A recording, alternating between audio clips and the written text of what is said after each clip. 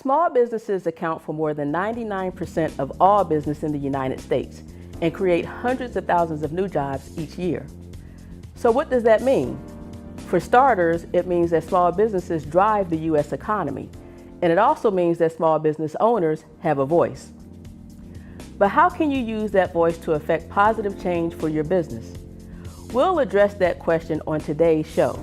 Specifically, how you as a small business owner can leverage your position to inform public policy, enabling you to better manage and lead your business.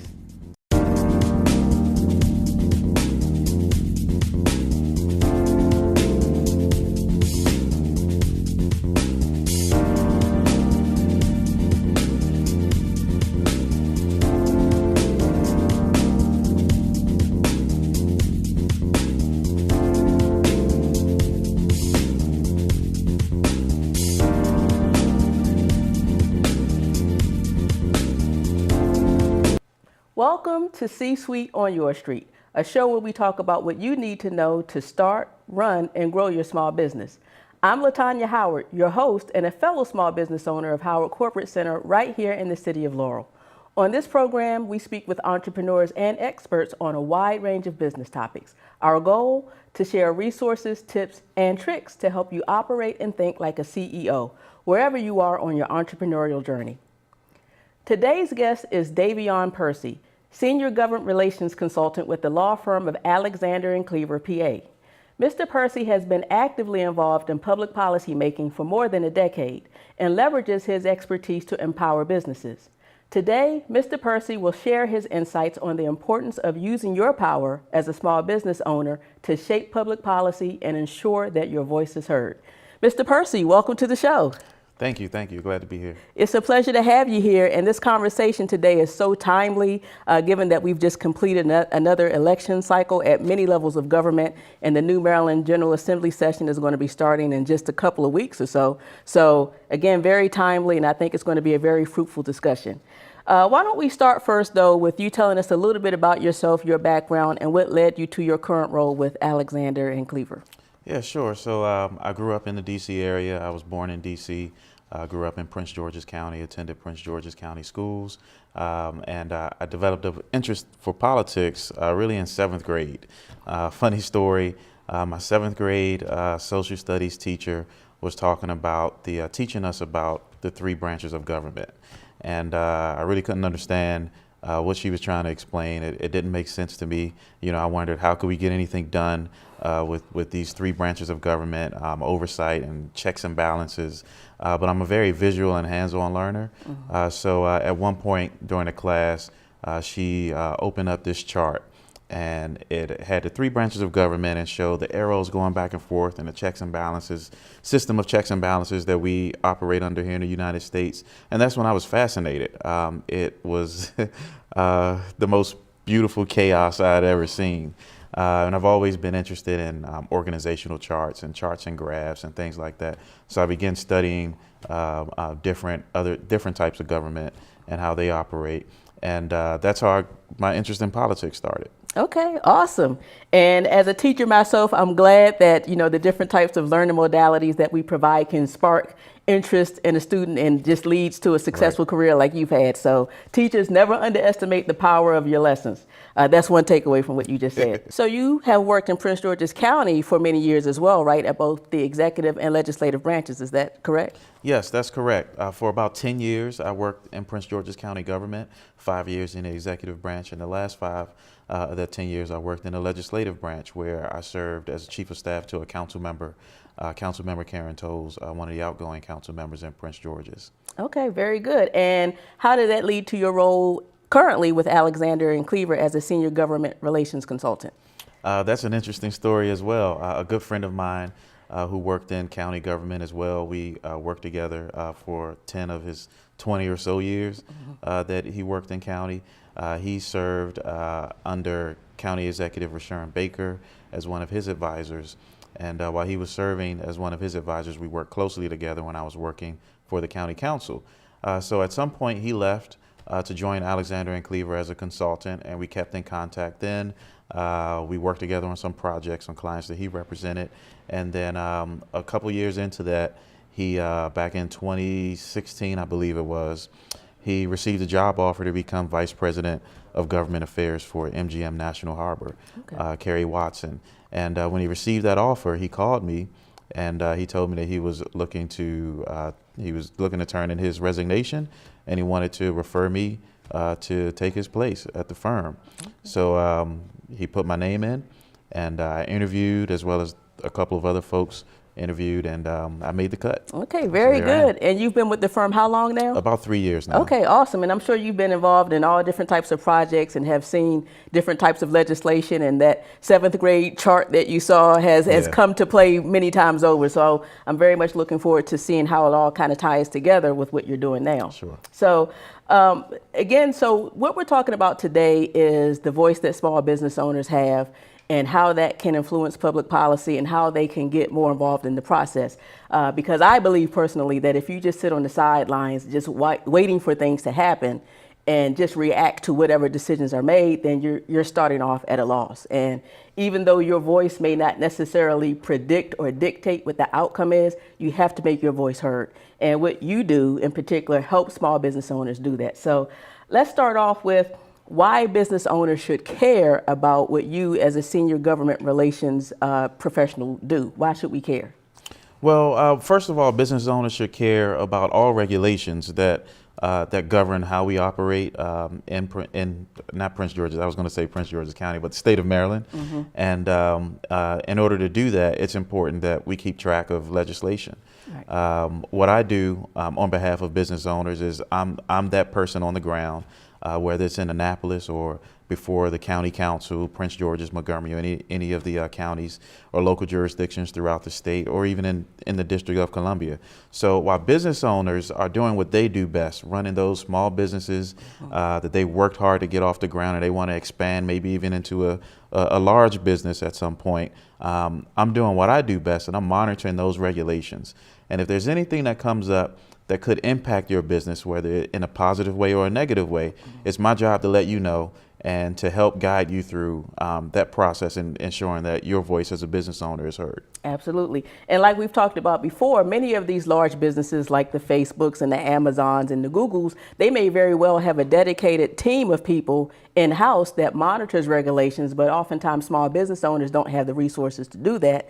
And like you said, they're focusing on ramping their business up and keeping the lights on sometimes. So using a service such as yours will enable business owners to maintain their focus on running the business while still being in touch with what's happening at the legislative levels, whether it's at the state level or, like you said, trickle down to even some county levels. Yeah, some of these larger businesses have both. Right. They have in-house consultants or lobbyists, and they contract out to monitor things on the ground. So, you know, if the larger businesses can do it, the smaller businesses can too.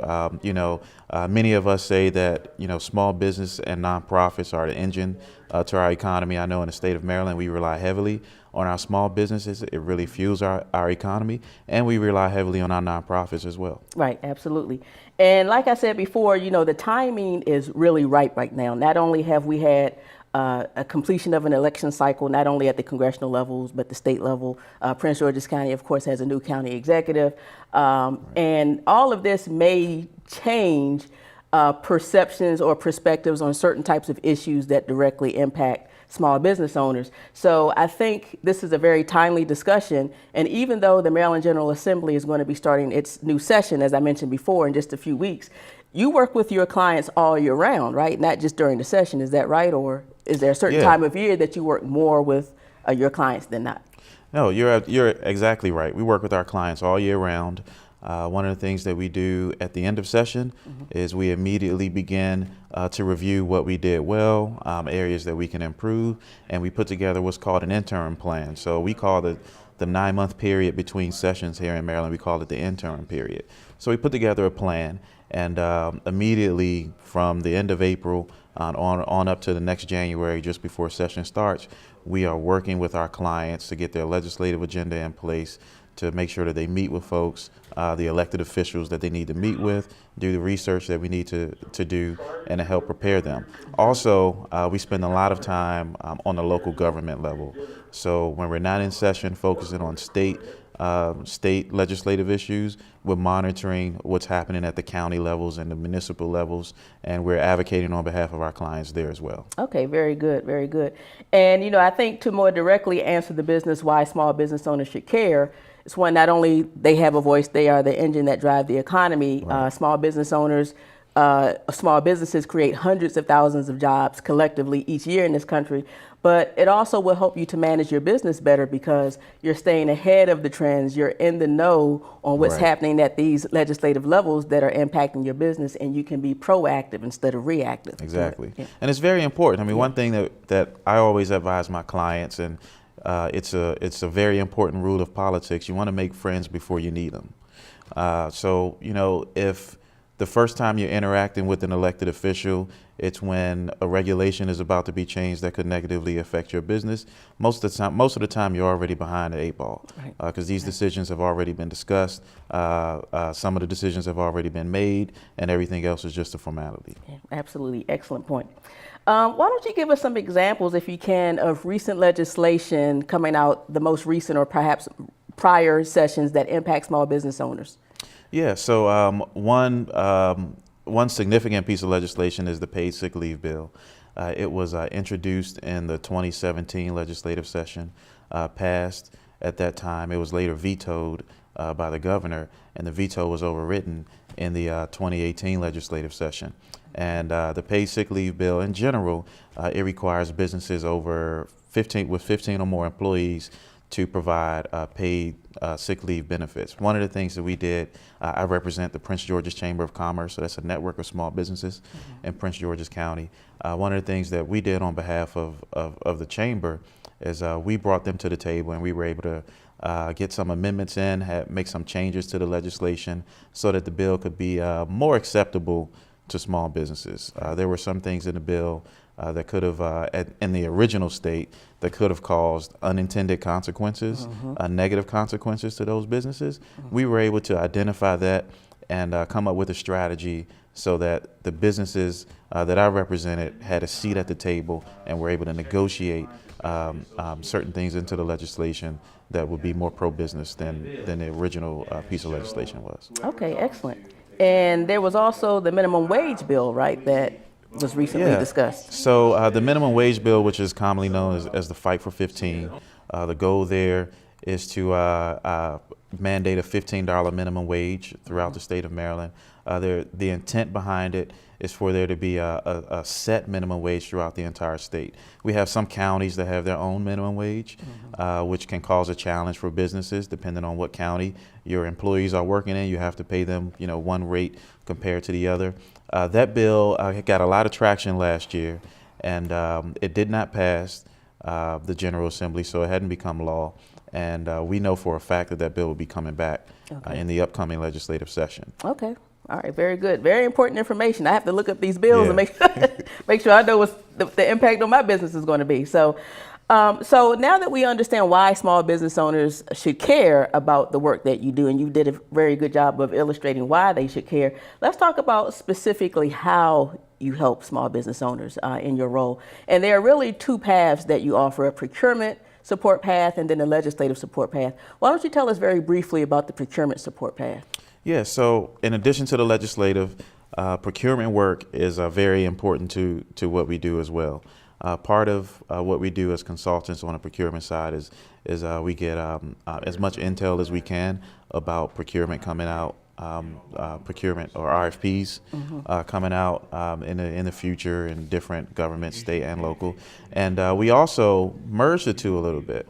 So in addition to helping to guide our clients to win government contracts, we monitor legislation that could affect procurement practices. So though I may have a client that is primarily procurement, where we're looking at ways to create opportunities for them to get government contracts, we're also monitoring for legislation on a local level and a state level that may change procurement practices and that could give the business an advantage, or it could hurt small businesses. And so we merge those two sometimes, but those are two very important services that we offer. Okay, and an example that we recently talked about of how the procurement piece and the policy making piece can merge is something with the federal 8A program, correct? Yes. Okay. Yes. Okay. So the Section 8A program, as you know, that is run by the Small Business Administration for small and disadvantaged businesses to get contracts with the federal government. There's also a small and minority business designation you can get here in the state of Maryland. It's a similar process, obviously different from the federal government, but a similar process, almost as extensive. Last year, Delegate Jazz Lewis, who represents the 24th Legislative District, introduced a bill that would streamline that process. So the intent behind that bill is if you're a Maryland business and you're looking to do government business here in Maryland, get a government contract, and you're already certified under the Section 8A program with the federal government, there would be an expedited process on the state level as long as you can prove by producing the documentation that the federal government gives you that you're certified as a 8A business.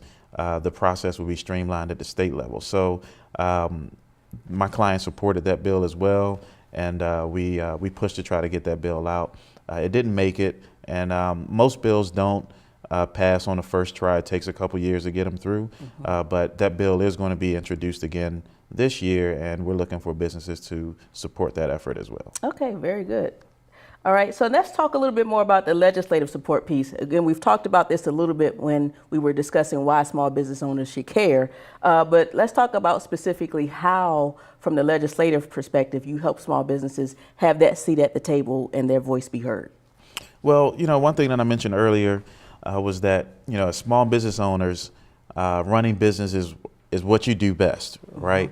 Well, I have a passion for politics, and most government consultants do.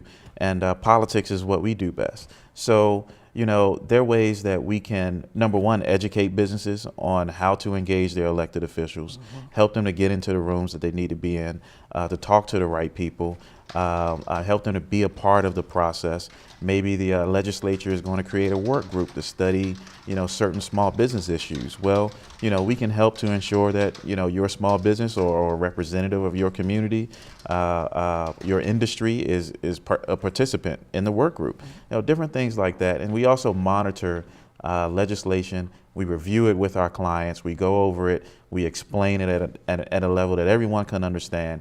And we help create a strategy for either working to support the legislation or even stop it if it negatively impacts your industry. Okay. And one of the things, from a more practical perspective is that you also can write letters for your clients and then perhaps even testimony and provide other types of intelligence, Right. Yeah. So, we're interacting with these elected officials every day, just like you and some of your counterparts are interacting with other small business executives on a daily basis.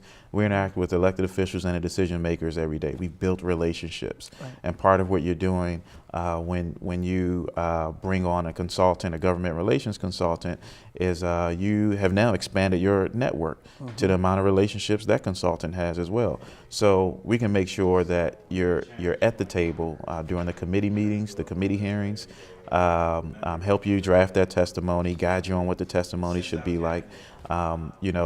These elected officials are looking at thousands of bills a year. They don't want 10-page testimony.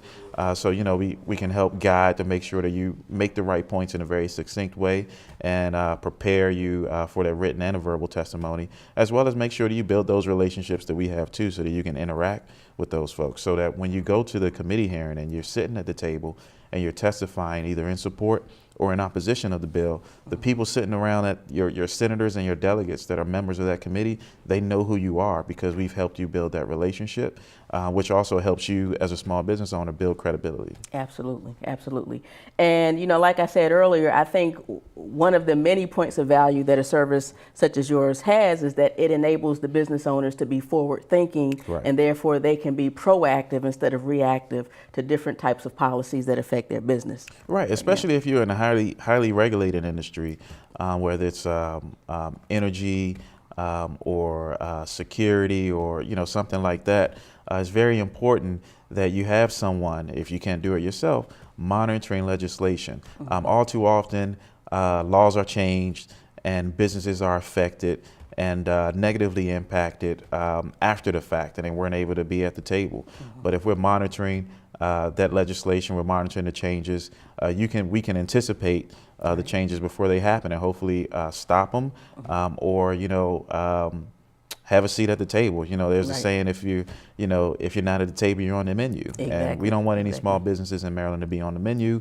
We want them to be at the table, helping to dictate public policy. Okay, very good. So along that line of thinking, can you provide some insights into some legislation impacting small businesses that is anticipated for the upcoming session in January of next year? Yeah. So of course, $15 minimum wage, the fight for 15 is coming back. That legislation has already began to be drafted.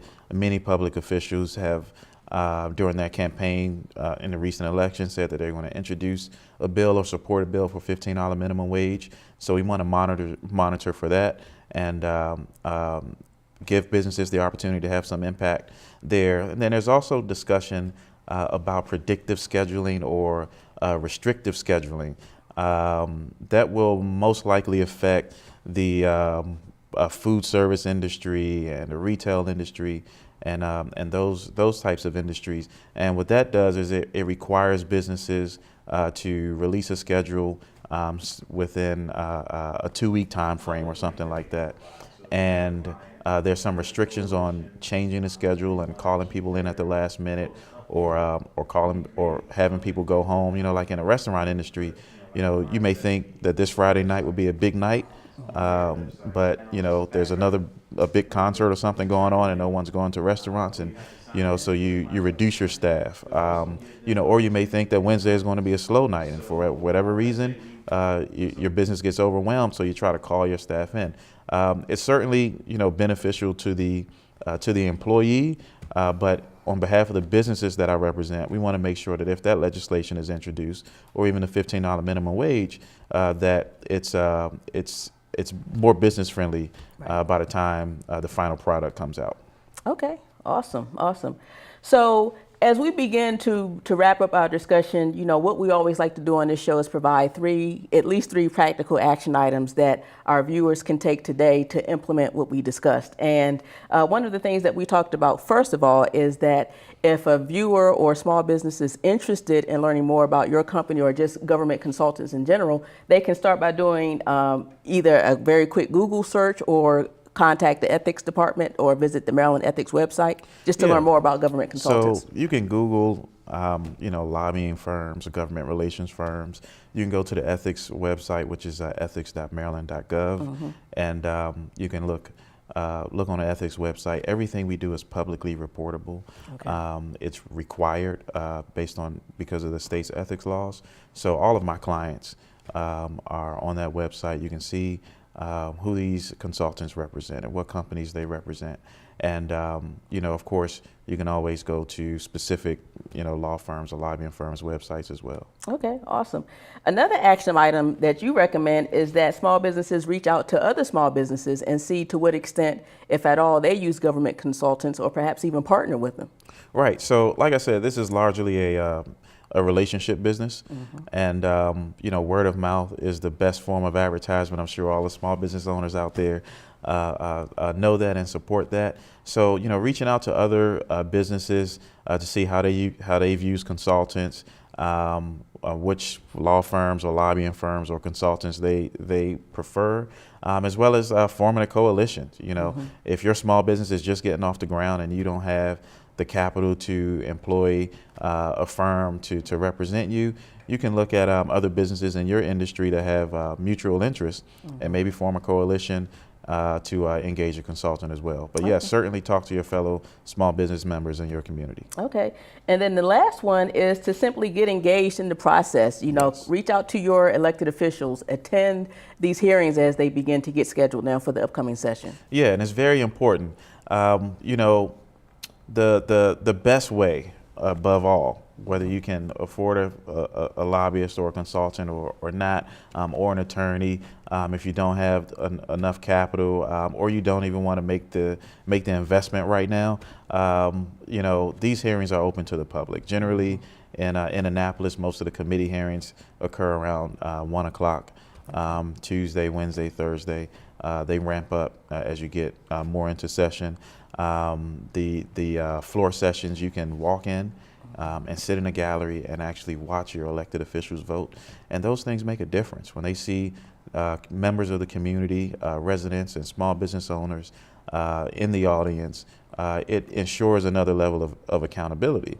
And then, you know, if you pick up on something and you don't know how to address it and you want to make sure that your voice is heard, you can employ someone like me, or as a lobbyist, a consultant, an attorney, a firm to represent you. Okay, awesome. This has been a very fruitful, a very hearty discussion, and I'm so glad that you were able to make time in your schedule today to educate us all. So thank you once again. Yeah, thank you very much for having me. I appreciate it. Do you have any final thoughts or remarks before we close out? Not much, except, you know, we've pretty much covered a lot of it, but most importantly is to be engaged on any level that you can be engaged, whether it's employing someone or attending the hearings yourself. Okay, awesome. Thank you so much for being here today on the show. And thank you for tuning in to C-Suite on Your Street. Please tune in again next time to learn more about how to start, run, and grow your small business. And be sure to connect with us on Facebook at C-Suite on Your Street. Until then, I'd like to share our quote of the month. Ask for what you want and be prepared to get it. Take care.